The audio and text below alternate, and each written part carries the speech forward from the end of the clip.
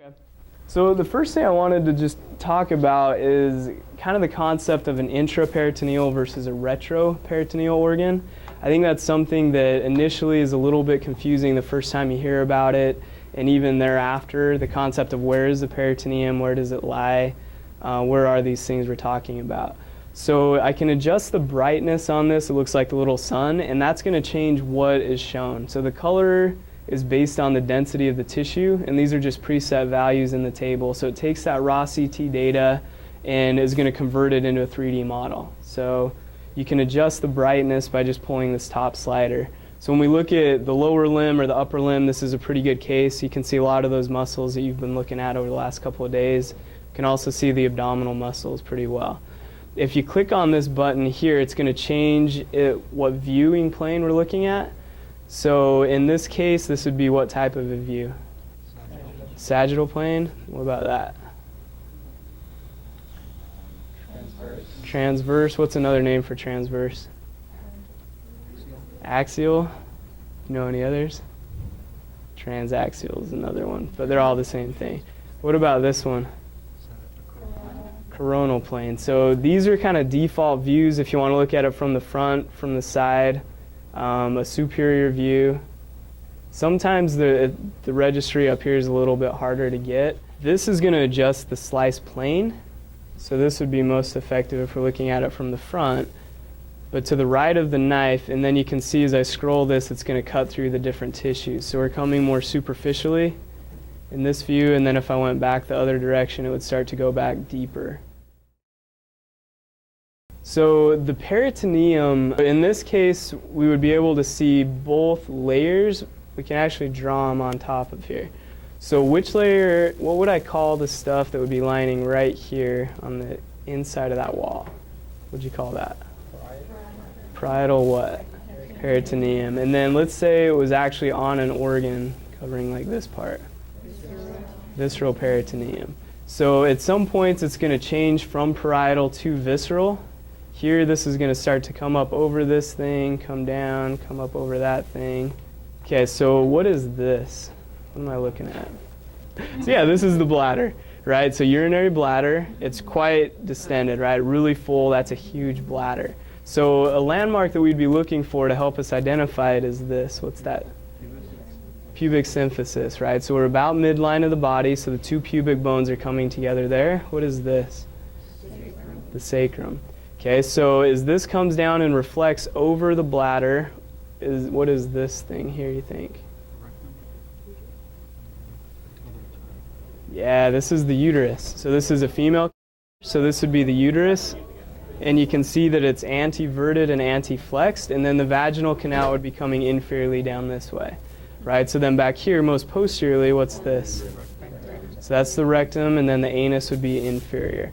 So you can actually see part of the sigmoid colon descending down towards the rectum on this far side. So what would this be right here? This is the point of junction between the uterus and the rectum. So the fornix is inside the vaginal canal. Pouch of Douglas. So this is the lowest point in the female abdominal cavity, right? So what's the name of that pouch besides pouch of Douglas? Rectouterine pouch, right? So the rectouterine pouch is accessed, if you went up through the vaginal canal, through the posterior fornix, that would be how they would access this pouch, right? So let's say there's an infection, some fluid leaks into the abdominal cavity, it's going to pool to the lowest point in the abdominal cavity, which could then be accessed through the vagina in the female, through the posterior fornix. What would this be up here then? Yeah, so the uterovesical pouch, right? Or vesicouterine. Vesicouterine, I think. Each time it comes towards the uterus. So if this was a female, they could access the abdominal cavity through the vagina. What about a male? If this was a male, how would they access that and get fluid out? In the rectal uterine or the rectal vesical pouch? So rectal vesicle would be up here, right? I guess if it was male, it would be between the bladder and the rectum. So that'd be the lowest point, but how would you access it in a male? Like over the spine. Remember this approach here? Over the pubis? So the suprapubic access, right? So in this little space, is this a real or a potential space here? Potential. What's the name of that in the male? Cave of Retzius. So what they'd do is they'd access this, and then they could come below the bladder and get to what organ in the male right there? The prostate. So they would not even need to enter the abdominal cavity to get to the prostate. They could also just come along the superior aspect of the bladder and then get down into this area as well. So they do a suprapubic access through the abdominal wall. They wouldn't want to come up through the anus and the rectum because there's feces potentially could cause an infection. There's a lot of blood supply, a lot of innervation. You could cause a lot of damage. So in the male, they're almost always going to come through the anterior abdominal wall. So now if we were looking at this, let's say we look at it in an axial plane. And I'll just slowly come up. Whoa, too fast. So right here, what is that? Pubic symphysis. So what would this be? Ischiopubic ramus. Yeah, the ischiopubic ramus. And so if we went medial to that, what is this space called? So the ischioanal fossa, right? So if I keep following this superiorly, you're going to see the ischiopubic ramus is splitting. So what would that opening be between those? Obturator foramen. What would this be back here? So what bone is this? What bone is that first? This one's easier. So pubis, so that's ischium. So this is right around the ischial tuberosity. Here you can see the femur coming up. If I keep following this superiorly, what is this right there? Acetabulum. So this would be the head of the femur sitting in the socket joint, which is the acetabulum. What about that thing? Greater trochanter. So some of that you've already learned today. If I keep following this up a little higher, what is this? So yeah, that's kind of the ilium, right? So the iliac fossa is on the inside. What muscle do you think that is then?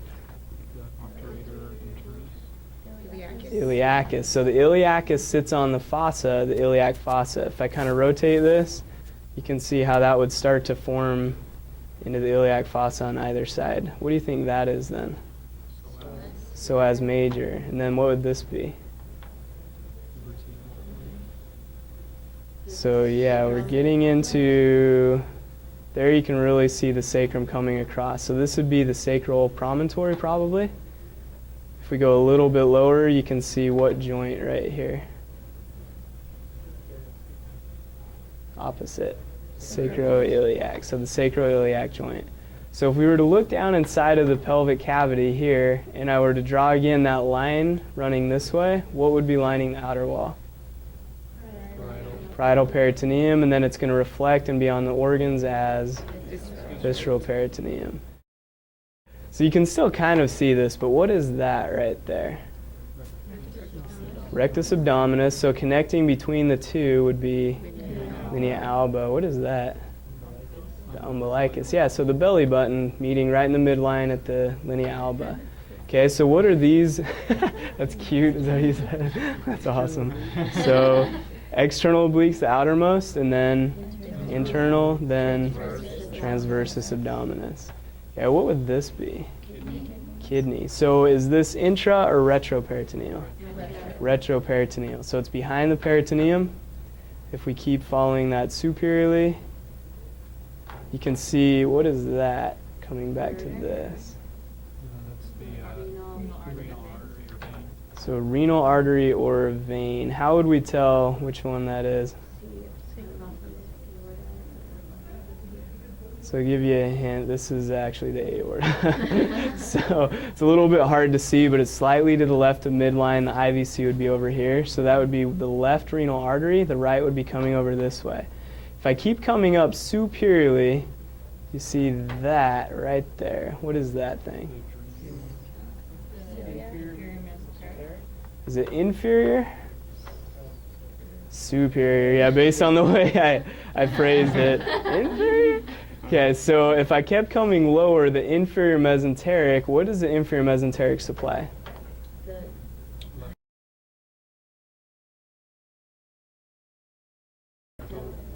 So let's do this from the front and do a coronal cut.